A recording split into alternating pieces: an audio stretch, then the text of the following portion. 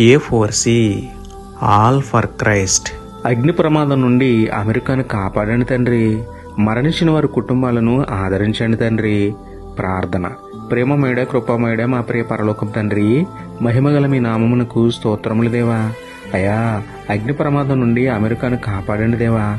మారు మనసు లేని వారిపై, మనసు కఠినపరుచుకున్న వారిపై మీ కృప చూపి మరణం నుండి తప్పించి మారు మనసు పొందుటకు మరొక అవకాశం ఇవ్వండి దేవా.